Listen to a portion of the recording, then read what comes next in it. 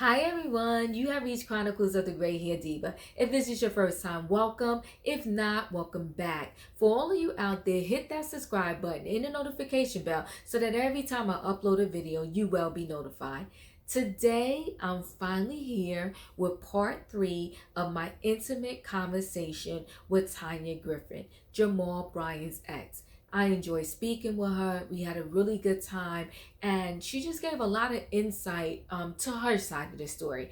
If you want to see, and I said this in my previous videos, the backstory, go to the channel All About the Tea, where she tells the backstory. We took a different approach when we chatted together. So here's part 3. If you did not see parts 1 and 2, just look back on my channel for those videos. I hope you enjoy. Like, share, and just comment in the comment section, and I will chat back with you. Thanks, guys.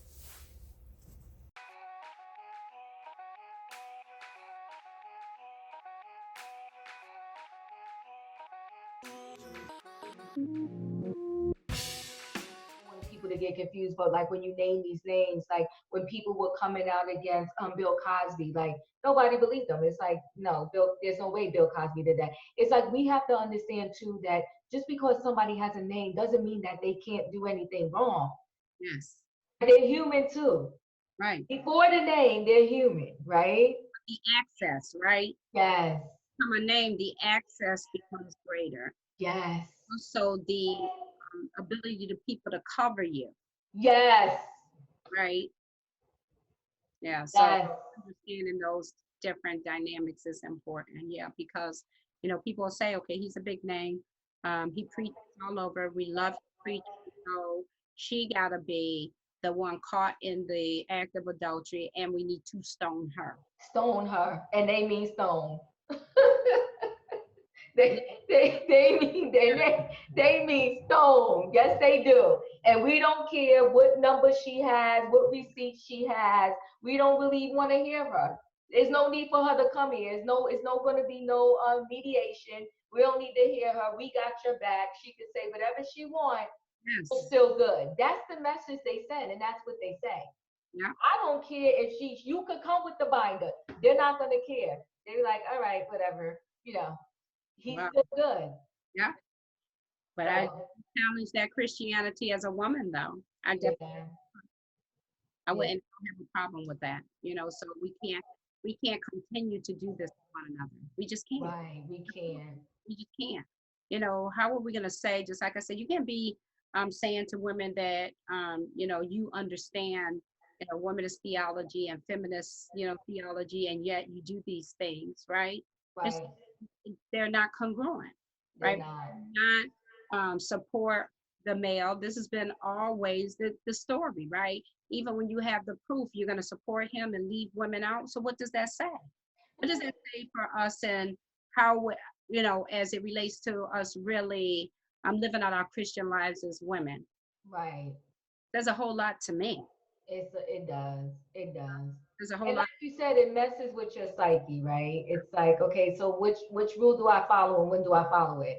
Yeah, Right? Do I do as you do or do as you say? right, right. Because and so the question becomes, so women who end up in these situations not of their own accord, where the women who are supposed to be, the mothers or the daughters or the sisters in the church that will come side by side with those women to support them, every inch of the way, publicly and personally. And so to me, I found out, this is going to be a part of the dissertation of analysis, is that I found out the support publicly, women, we got to do better. We got to do better. We got to do better. Because you know what, though, in a way, and I appreciate the people that came to you and said, we support you. Just so you know, there's people out there, but I can't support you publicly. But see, that's the problem, too. That's the problem. If you did come out and support me publicly, maybe they will realize there is a need for change. Yes, that's it. Right. The You see whole what I mean? institution needs to change. That's the thing. And so women won't come out and say these things publicly.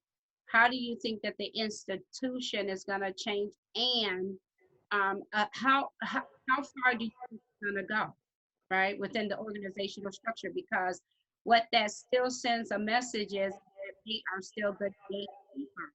Yep. We can't, and I don't care how high up you're, it's just like, you look at it disproportionately. How many men is it the ratio to men that are in higher clergy roles than women? So Right. you have a lot of them that are heads of denomination. You do not have a female who will ever be over New Birth Baptist church. You will never, right? You might have pastors within the structure, but she's not the lead senior pastor of that organization, right? And so the lead person, the person who's the lead of that organization is a male, right? And so they're the gatekeepers, right? They're the gatekeepers. So women don't move as much as you would think they could move, right? Uh, if we don't speak out. Right. If we keep on thinking that this is going to fix itself, It's not. It's not. It's not. And ironically and traditionally, women make up most of the congregation for most churches, but yet they are the least in the leadership. It's a lot to think about. this book I right just, here is a must.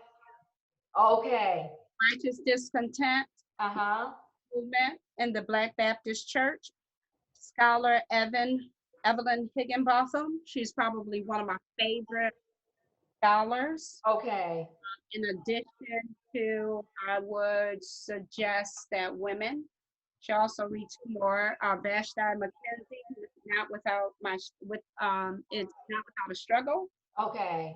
And it's Honey, you gotta text all of those to me. Yeah. Oh, gender talk. Oh, okay. You gotta text all of those to me. I'm gonna put the links in the description. You gotta text all of those to me I'll do because that's something for us to think about. that. Why do we make up the most people in the congregation, but in the leadership we are it's disproportionate. Like we are very low in the leadership. If you find one, Yes. if you find one female. One. So, Bishop Vashti, after 213 years, becomes the first woman bishop in the AME organization, right? And so the question then becomes like, okay, so how are these pathways by her now sitting in a seat has opened up for other women, right? So in a sense, then she becomes the gatekeeper of how many women can be able to occupy these spaces, right? And there is a criteria that probably wasn't there when the institution was established at its beginning, right? Because men didn't really have to hold any type of, higher educational degrees at all, right, to occupy these spaces. Right. But now the burdens that are put on women to be able to occupy these spaces is much more than what is required of men to have, right? And so to your point, 50% of the women, more than 50% of the women make up these denominations. And so what we have seen is that women try to negotiate these spaces by creating auxiliaries within the bigger structures.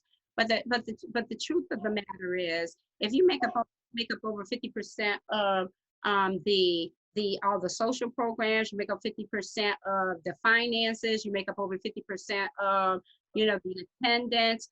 So why do we still, as women, feel the need that we need to negotiate these spaces about being equal with men? Do we not understand that there is, like this other book that I do have that I lean on often, is Women Abuse in the Bible.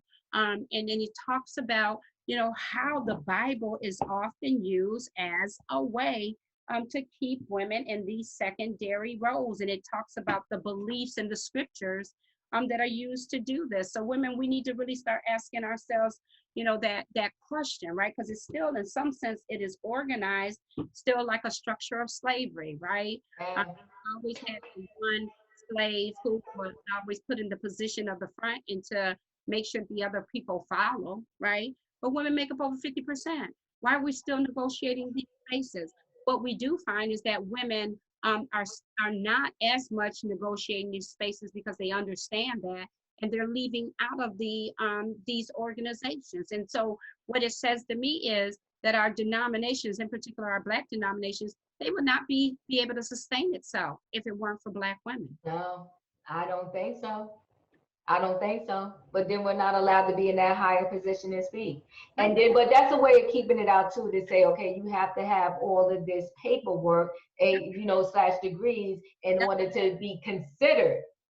Not even saying we're gonna let you do it yet, in order to be considered to even step into that role.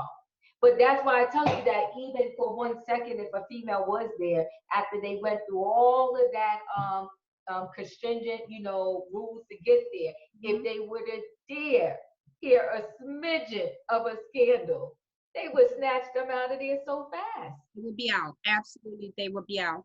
And you got to remember, because now they're like you said, after 213 years, you're the first, right? So you're going to be very careful of who you give access to those spaces. Yeah. But that's not what Genesis 1:26 says at all. I don't get our rationale behind how our institutional structures, the denominational structures in the church are organized in this way. Because if you lay it side by side with the structure of the Black church, it goes totally against Black liberation theology. Where's the liberation and oppressing women who make up more than 50% of the church? Where is the liberation in that? And how is it, just like when we wanted to get the vote, and then they would say, okay, so they put poll taxes on us. Right? So you do these same things to Black women, but we also talk about this ideal of liberation theology. They're not congruent at all, because we're not opening up these access to these spaces of where women are called vocationally and allow them to operate fully in those spaces of where they feel that they are called. Who does that do a disservice to? It does a disservice to the sustainability of the Black church, one, right? Because at some point now we've entered into a time frame where there are people on the pew shows that people are not coming to our churches. Why?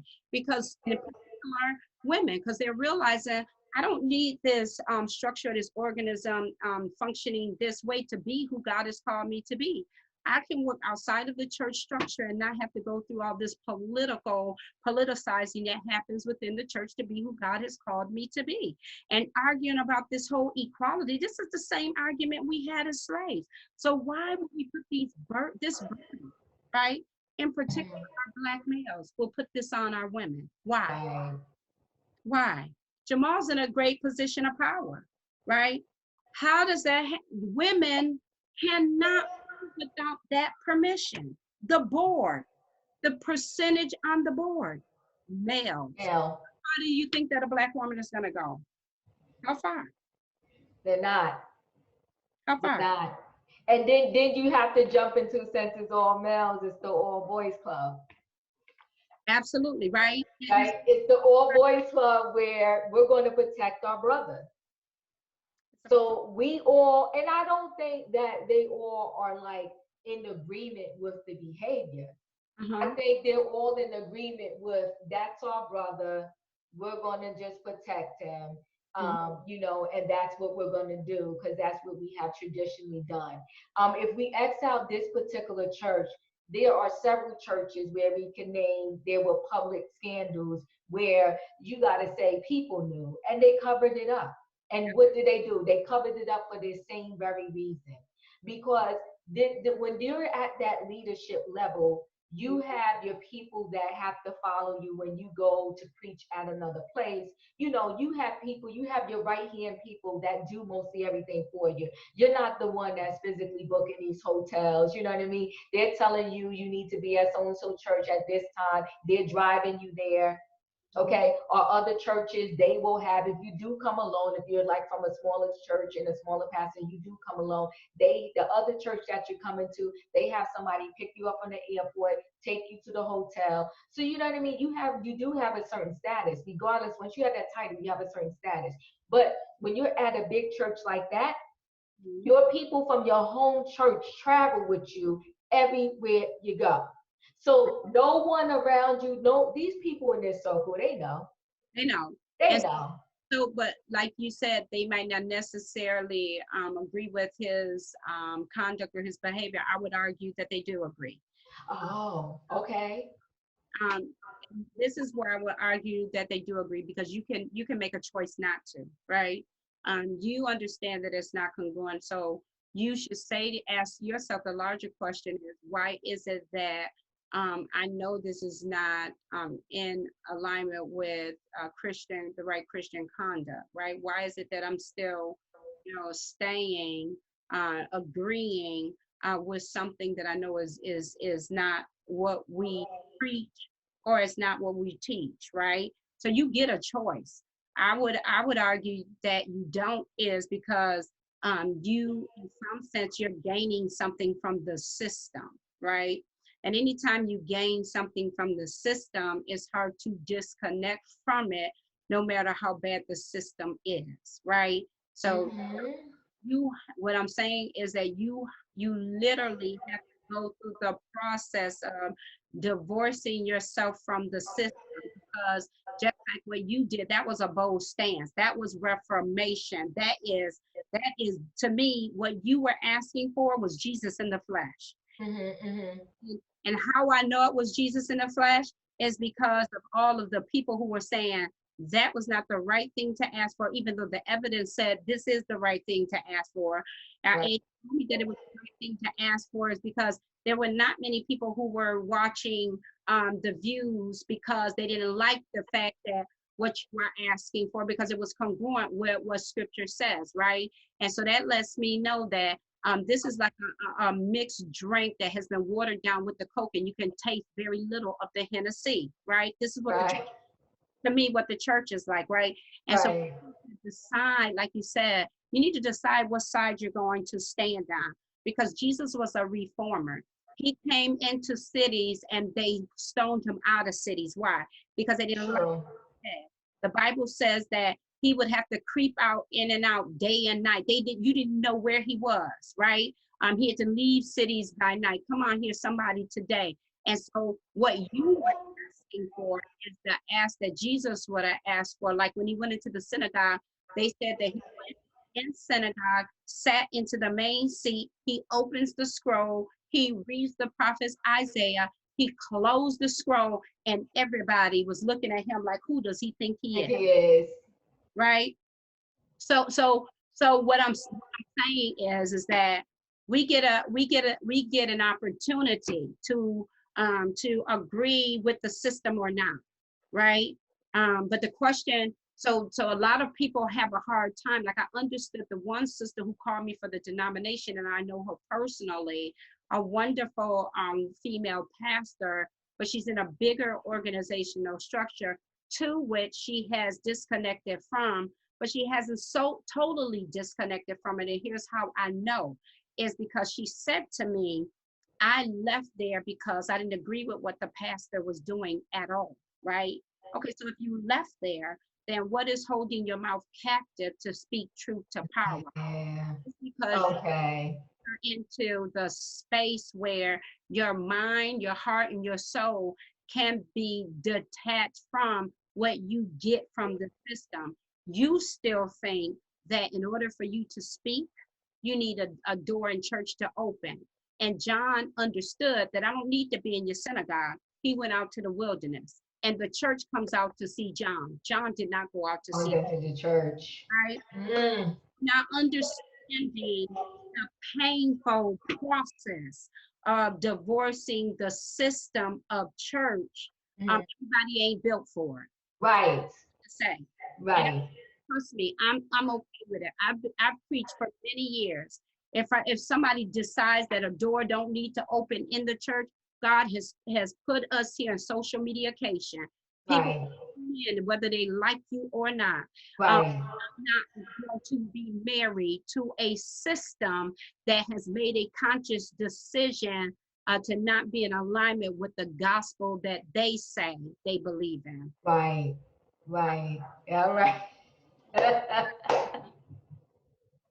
And on that note, let the church say amen. Amen. Yeah. We gotta we can't, the thing is, if you're going to teach the Bible, you can't decide when you're going to pick it up and put it down. Okay, I'm going to pick it up for Cheryl, Yep. but for Tanya, I'm going to put it down. Yeah. For this one, I'm going to pick it back up again. And for that one, I'm going to put it down. Why? Yeah. Because they have a name, because they have a following, because you like them, because they're famous, because of this. You're okay to put it down. If we believe in it, we got to hold on to it the whole time. Yeah. Hold everybody to the same standards and correct everybody when they're wrong.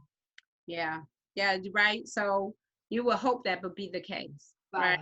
You really would. But I've learned, and like I said, has been good for me because sometimes you don't know that you're so tied and linked to the system. So I needed this to happen Oh, so that I could get out of the system. And that's what sometimes God is trying to do. He's trying to cut us off from that system because he understands that, the word really cannot, the word cannot really be preached, and it really cannot be, um, people will not be able to live it out in the way that the scripture teaches us how to live it out in these structures that we've set up. Jamal and his family has a dynasty. If you study, you just read your Bible in Exodus and Pharaoh, right? mm, How dynasties are set up, right? And so mm, this is what they have done. And then it passes on. And if you look at ancient Israel, like culture, if you look at David, look at Solomon, look at his kids. These were dynasties that they were setting up and that they will pass down, right? But then you see interruptions in dynasties, right? You would think Eddie Long's son would be the successor. So how is it that Eddie Long doesn't get the success of this dynasty, but Jamal gets it, right?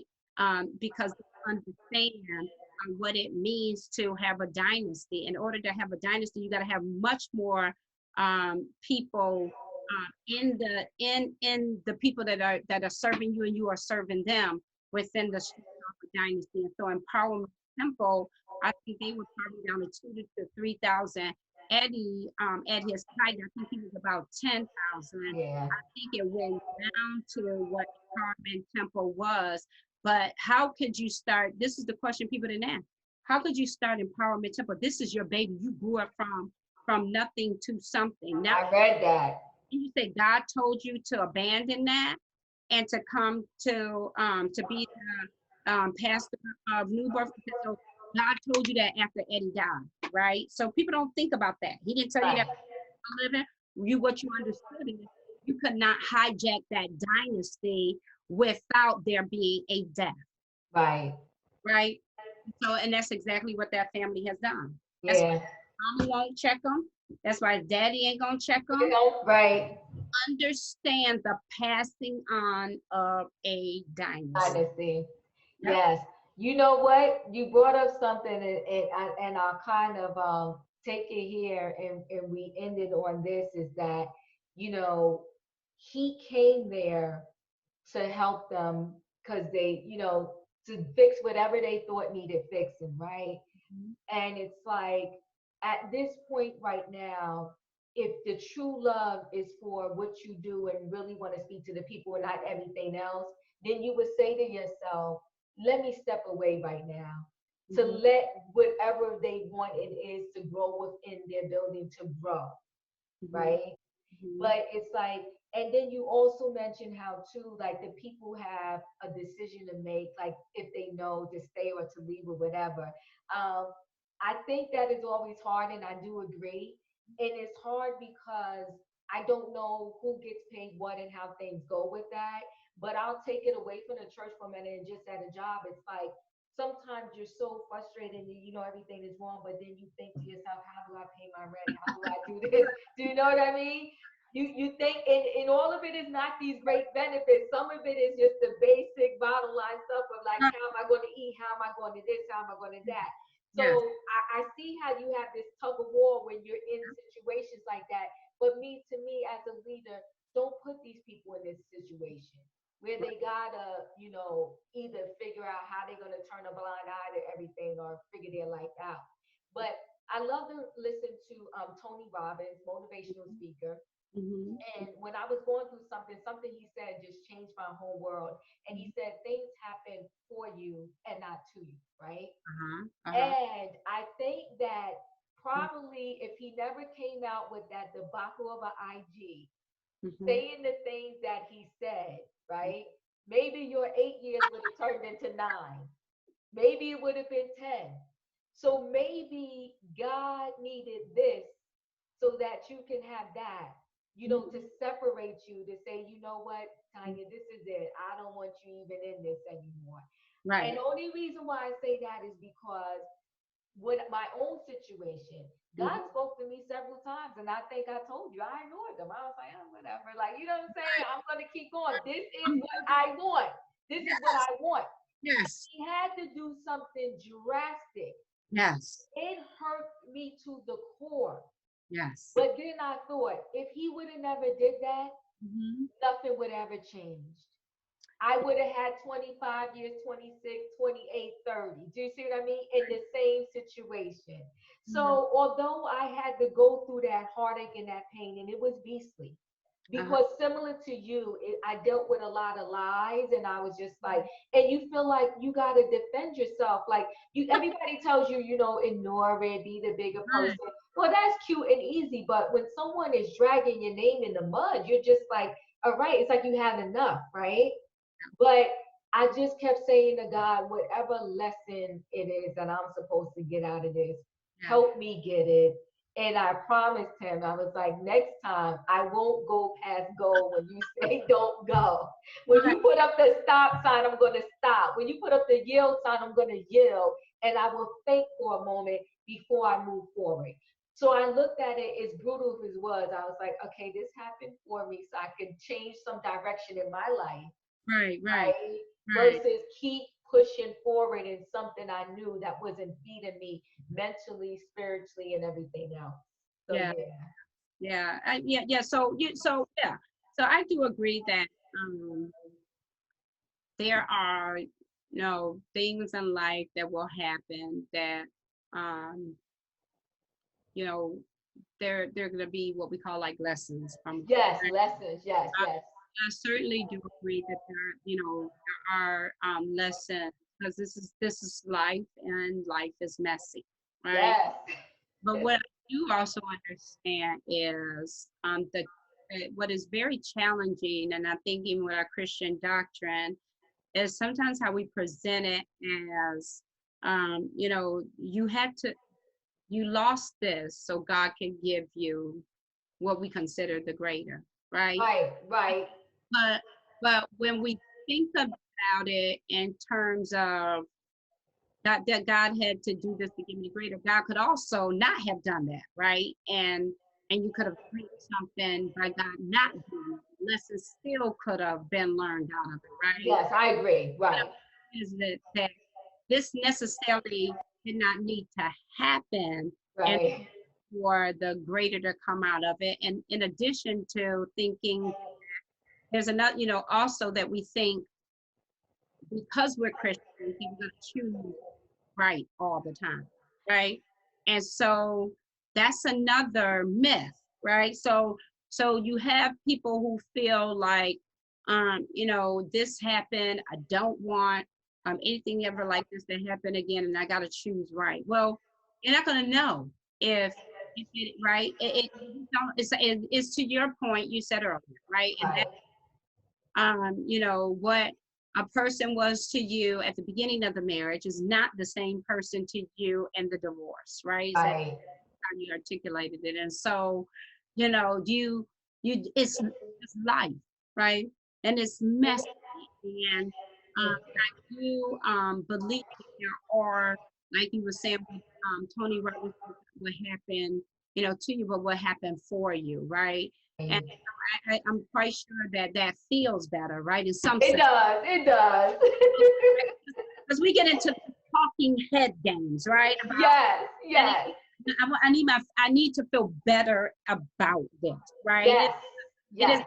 Naomi and Ruth syndrome, right? And she said, don't even call me Naomi. She said to call me, her name meant bitter or sorrow, because you know, she had lost everything that brought joy to her life, right? Right.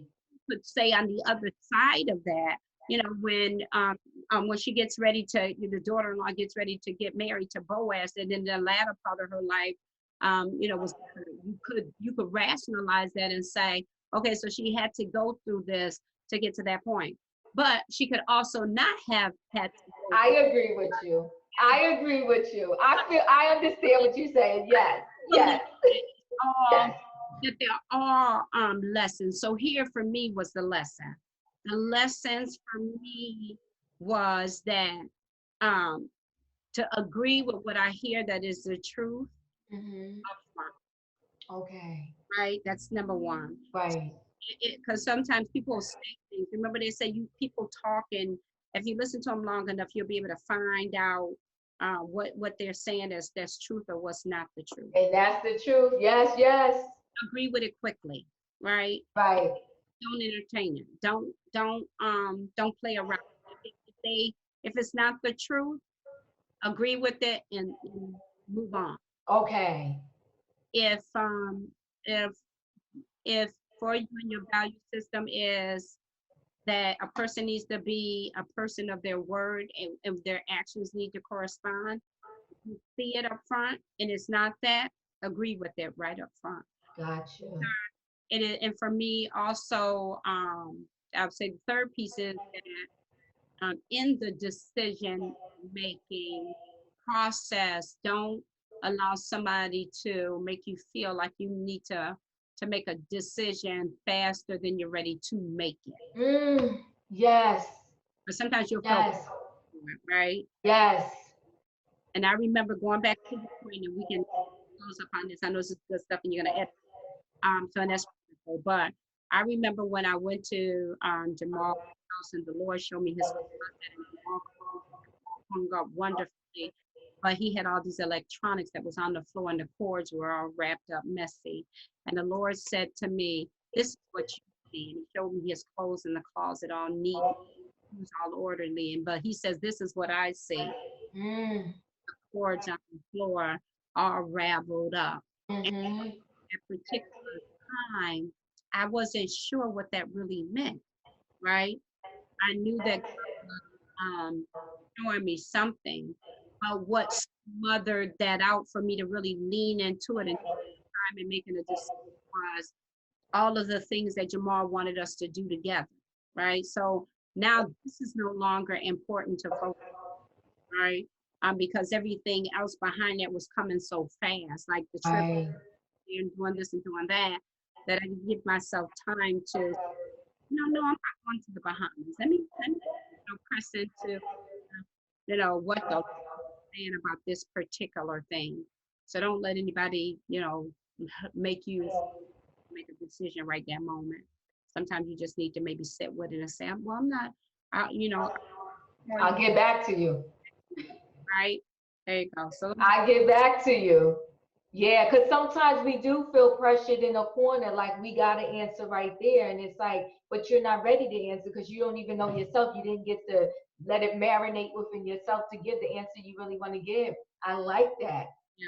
You have the right. You have the right to come back and say, I don't want to answer right now. I'll come back to you later. Yes. Because one time he said, so who's going to give you a better offer? And see, now in hindsight, you think about that, right? And you're like, oh, well, maybe. But it wasn't no truth to that, right? The Bible, the devil is a liar, right? And so agree with the truth. The truth is you have wonderful things going on in your life. Yeah. Never this, so this will probably be the fourth lesson. Never let anybody make you think that you don't, right? So these ideals of cloud chaser or that you need them to be. You are who God has called you. Yes.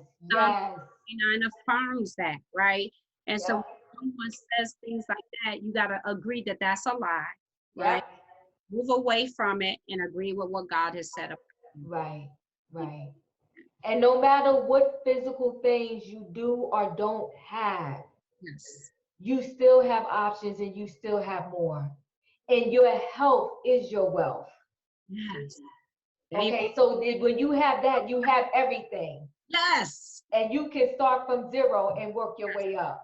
There you go. You spoke some truth there. I love it. You can't let people play mind games on you.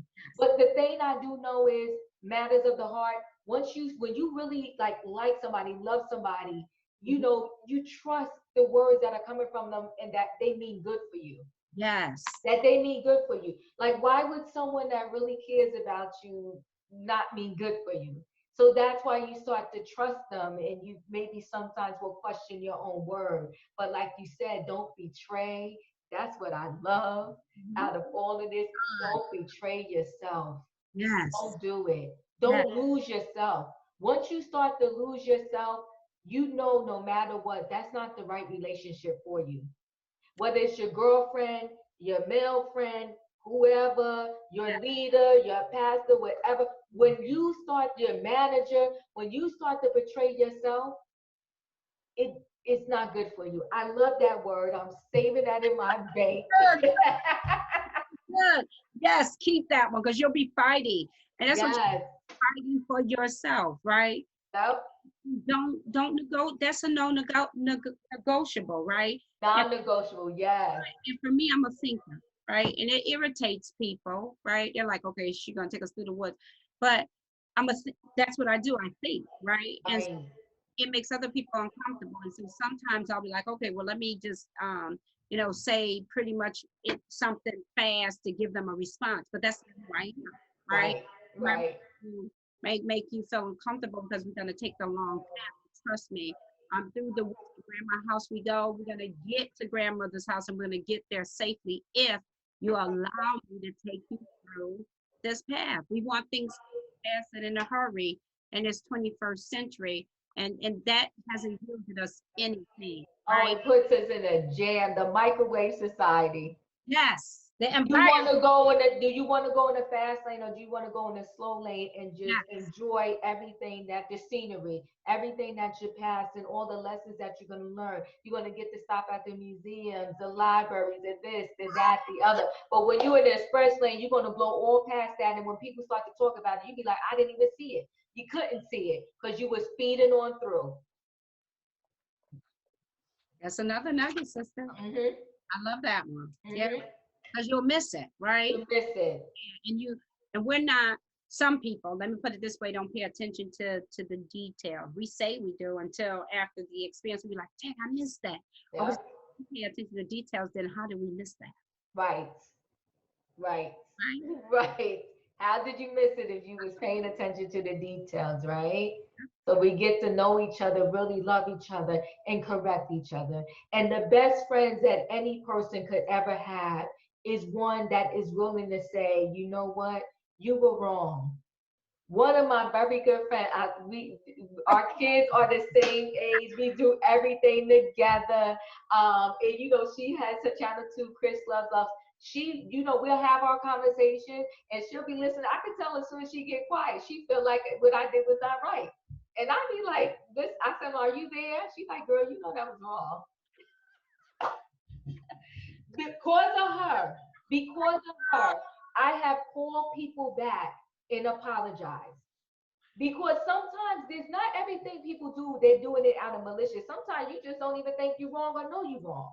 Yes. But I have told her stories where she has said, I agree with the other person. You need to apologize. And I be calling back like, well, let me tell you what happened. I'm like, I spoke to my girlfriend and I told her the story. She said I was wrong. So if I hurt your feelings, I'm sorry. But you that's how you grow. That's Yes. how you, but you need somebody that's going to be real with you, not somebody that's going to sit on the phone and say, yeah, girl, they was wrong, you were right, and they know you were dead wrong on the side. Now she don't have no problem, and I tell her too. And so we are like, honesty keepers, like to say, like, okay, I agree with you on this situation, but this part, you were wrong, and I think you do need to go back to that person and say XYZ. And I have done it on several occasions. But there are some, I'm not gonna lie to you, there are some who's like, I'm not calling them back. I said that situation gonna stay how it is, but that's where I say we're gonna agree to disagree. Right, right, right. You know what I mean? It's not all the time I agree with her. I said that situation we're gonna agree to disagree. I'm not calling that person back. but there has been plenty of times where I made that phone call, because even sometimes when you hear yourself talk back, you're like, you know what? Okay, I see your angle from it. Yeah. That might have been harsh. I'm gonna fix this. Yeah. And that's what I think he needs to do. Yes. You did the live. Yeah. You have you know the responses that you got from some honest people about it, saying that it was just dead wrong, right? So, and I'm sure others, whether you want to admit it or not, that are leading with you have spoken to you about it. So now when you analyze all that, come back like you said, Yeah. just like you did a public disgrace, do a public apology, and then let's all move on. Yeah. Let's all move on. There you go. Yep, yep, That, right? yep. I'm trying to say, oh, you must still want to be with him. Okay, so I want to be with somebody who lies. I don't know if they're gonna come home to me at night, or they with Susie and I gotta keep calling their phone. My blood pressure is up because I gotta try and track them down because they're in another city and they preach there, and you know they can fly people in and out. Who wants that? Listen. Oh yeah, you're right. I do want to be with that. Yeah, who wants that? Who wants that? Sorry, Who wants my that? mom and dad was married till my dad died. Don't do that. Right. Don't do that. Exactly. We know better. Right, Just right. because I may have done this and I'm living like that doesn't mean I don't know better. And I haven't seen better. There. And I don't want better. Thank you. Now the reason why I was in this is because I felt the person was telling me the truth. So don't go there with me and act like I'm just gonna accept anything. No, Right. I do not want that. Now that I see the truth and I really know what it is, I do not want that. You know what though kills me though, and this is for all men. I really believe there's a lot of people out there that if you tell them, you lay all the cards out on the table, they would still accept those cards. So my thing is, why Yeah. don't you lay the cards out on the table and deal with somebody who accepts what you are dealing out, Yeah. rather than lie to someone Yes. and then they find out later. Like, I don't. That's the part I don't get. That's But right. That's the part I think that should be addressed from, or people who have done that would be a good question as why, right? Some right, people, I hear have said it like, I did it because I was afraid. I said, okay, but you didn't think about what if they found out the truth, or how that right, now, right? So when people come back with these crazy things like, she just bitter, she just mad. No, hurt maybe that could hurt, express it, because it's just like if you have expected someone to be something different than what some you might have known other people to be, and you right. thought that based on where they sit, and you took a assessment of their life to say they're in a different space right now, because that's one thing Giselle kept saying: he's a different man, he's a different man, he's a different man, right? But you had nothing to prove that, right? You had nothing to lay that side by side and say he was a different man. So that's why I say that we as women, what we do is we stay in it with them because we are rooting for them, right? Yes, We're rooting for the best part of you. We're rooting, yes. And that best part that we have seen before, and we right? know is there. We It's know, not like we don't know it's there. You know yeah, it's there, and you right. want that part to rise. Yes. But the part that may be where she might have thought she's seen it, because they're not in the same state, right? So when you're talking to someone on the phone Mm-hmm. and you're not physically seeing them every day, Mm-hmm. you can get one thing on that phone. You're right. And then when you're physically with them every day, you get something different.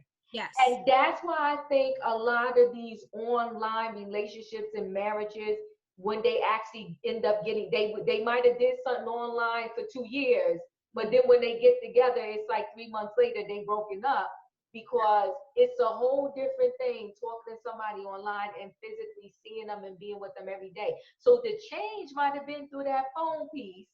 Yeah, yeah, you're right. But the thing is that even if it is right, I Uh-huh. have to be a private investigator. To your point, right? Right. It's like laying out all the pieces, right? Let the individual decide, right? That this ain't working. Let's have that conversation to say, Right. this ain't working. I'm moving on. And so the other person won't feel like, you kind of sideswipe them. Because And that's what they do. that's what you do. They want their cake and they want to eat it too, right? They want everything. They want this part of the relationship with that one. They want this part of the relationship with the other one. And you kind of want to be a people pleaser too, right? Because the narrative that we heard was that they devised this up just for the reality show. Even though, Giselle stands by the fact that no, she didn't. They were truly in a relationship, right? But the backstory of it all, from what everything we know, is that they really just was doing it so she can have a storyline. So again, we could go through on a whole different wicked path with these reality shows and their storylines and the pressure that people had to come up with a storyline. So the reality of it all is that it was a storyline, and they would have got away with it, but hence the fact that you're digging in on Monique, so she didn't have no choice but to bust up your storyline because you're trying to drag her through the mud. So when she busts up your storyline, it's like you yourself, Giselle, are not going to sit there and say you lied this whole time. So see, that's the thing. Lies equal lies. Once you tell one lie, you got to tell 50 other to keep up the one. But if you tell the truth from the beginning, the truth you don't never have to like keep up with, because the truth is going to come to you naturally. So now when you say that number and you say that, he's fooling around, in your mind, in a sense, if the storyline was really true, like what we thought, y'all was just doing it, why would she care? Because in the back of her mind, she would know, well, we really wasn't together anyway. But you got to sit there and pretend you care, because, or else you would have to say to the whole public that the whole season you was lying just so you could have a storyline. And so she wasn't going to do that. And just like he wasn't going to really address nothing either, because at the bottom of the day, they all equal lies. And he didn't cover you. And he didn't cover you at all. And Chris came back to me. That was the nail in your coffin when he said what he said to her. I could just I could imagine how that felt. Like your whole, because she came back cursing, right? That's just how when Jamal got on there going off on me, because it was the truth. And what could you do with that? You can't do nothing, right? And then you went at Chris because he said, go get yourself some help, because he realized that. And I said this, I remember telling my sisters and them this. I said, when that language started changing from how adversarial they were towards one another, Giselle started moving towards this family language. And anytime you see that, I said, she's about to walk this back. Yes, Somebody had a conversation with her. This book was about to come out. And then people were sitting on the edge like, well, we're going to learn about Jamal and Giselle, right? And so she walks it back and she starts to form this language about family. And I said, okay, somebody has told her that we take care of it. Is the code of the Godfather, the Scarfaces, the Gambinos, right? Right. Still is we take care of the family, even if the family ain't together, right? Watch out for the family. And so I said, okay, something here is because you go read the documents, right? Of the verbal abuse, right? And so you're thinking she's gonna spill all the tea, and she doesn't, because she's changing up how this is gonna play out. And then Tweet, when he's with her, she gets on live with her daughter and says, I'm gonna tell it all. And then her daughter goes on Larry Reid, and the daughter tells some of it. But Tweet does it is because she said, I don't want to be looked like I'm a bitter woman, and I'm not bitter, and that was over 3 years ago. But you can't help but to think like, what is this walk back? Right. Is it because, when somebody has that much power, right? You're thinking about for yourself, depending on what you do. Can they close these doors? Can they keep these doors open for me? And if I say this, then it's gonna close. What's gonna happen? What's gonna be the impact on me? Right. So you rather shut up, right? But the thing, what happens with the shut up is then the same whatever you suffered, other women down the line are gonna suffer it too. Yeah. So if I have an abuser that I don't want to expose, then that abuser is free to do the same impact on others because I didn't shut that person down. So by not stopping a thing, you allowing it to continue to spread. You know, like they said, if you have a rotten apple and a bunch of apples, and that rotten apple stays in there, it's eventually going to make all the other apples around it rot out. It's the same concept. It's like if 5 or 2 or 3, if somebody comes out and connect and say, you know what, I'm gonna say this. I didn't want to come out, but I'm gonna say this now. I connect with Tunya because I had this same experience with that person. Yes. Then it becomes more valid, right? But people in all situations, they start to shut up because if they see how they're tearing down Cheryl for telling her story, well, they ain't gonna tell mine because they're gonna drag me through the mud. That's true. What happened? So Tweet doesn't want to say anything. Giselle didn't want to tell the true story in her book. It's because it's like, okay, what will my future look like if I really told the truth? Right. So I'm going to butter it up and tell a smidgen of stuff so that people can buy this and see if anything's in there when it's really not. And it's not about tearing down, but if you want to tell the story, tell the story. And if you're not going to tell the story, then don't tell the story. But don't have tell the story. You know what I mean? Don't have tell the story because it's not going to help anybody. Right. It's not. It's not. Right. So everyone needs to come out and say that, yes, this is what it is. This person is telling the truth. This is what's happening. And we're only speaking up, not out of bitterness, not out of hate, not because we want to tear men down. Because that's another thing they throw on us too. You trying to tear brother down. Like, why are these black women always trying to tear the black man down? No, as you stated, we stand by them to the bitter end. Like you said, if there's 3 wheels and one's falling off, we're the 4th wheel to make that car keep going. How did the brother tell herself down? We had not stop trying to blame the black woman for y'all's wrong decisions, and then try to make us agree with you to be silent. Right. If your behavior, they wanna put a muzzle on our mouth, tape over our lips. They want to shut us up, and the way to shut us up is to use words like you're bitter, you're a clout chaser, you just want his money, you just want the fame, you just want that. No, I want the truth. This happened.